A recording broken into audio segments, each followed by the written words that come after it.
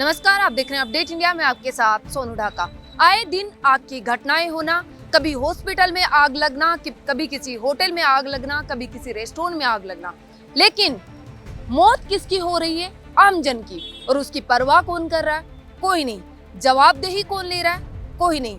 आज हम बात कर रहे हैं बिहार के मुजफ्फरनगर में, जहां बड़ा हादसा हो गया। एक प्राइवेट हॉस्पिटल प्रसाद हॉस्पिटल में के आईसीयू वार्ड में आग लग गई। और जिस वार्ड में आग लगी उसमें लगभग 15 मरीज जो सीरियस कंडीशन में थे वो वहां पर भर्ती थे, जिनमें से बताया जा रहा है, पुष्टि अभी तक ज्यादा लोगों की नहीं हुई, लेकिन 10 लोगों की मौत बताई जा रही है। इतनी बड़ी संख्या में लोगों की मौत हो जाना, और वो भी बिहार का सबसे बड़ा हॉस्पिटल, प्राइवेट हॉस्पिटल, जहां आग लग गई। आग के कारणों की पुष्टि हुई है कि शॉर्ट सर्किट से आग लगा और उसके बाद जो एसी है उसमें ब्लास्ट हो गया।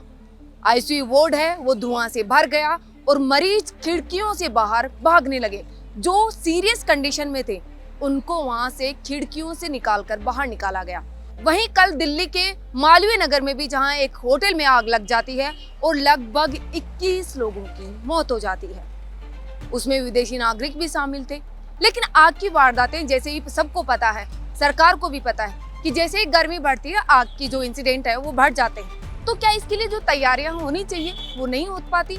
प्राइवेट हॉस्पिटल जहां इतनी बड़ी बड़ी फीस ली जाती है, तो क्या वहां पर भी ये तैयारियां नहीं थी? एक तरफ जहां सरकारी हॉस्पिटल में दवा वो दे दिया जाता है कि यहाँ पर ये सुविधा नहीं थी, ये सही नहीं था, ये पुराना था, लेकिन प्राइवेट हॉस्पिटल तो जहाँ बड़ी बड़ी फीस ऐंठता है, तो क्या उसमें भी ये जो फायरिंग की सुविधा, जो बुझाने की सुविधा होनी चाहिए वो नहीं थी? आईसीयू वार्ड में आग लग जाती है, मरीज खिड़कियों से बाहर निकाल रहे हैं उनको परिजन, और लगभग 10 लोगों की मौत बताई जा रही है।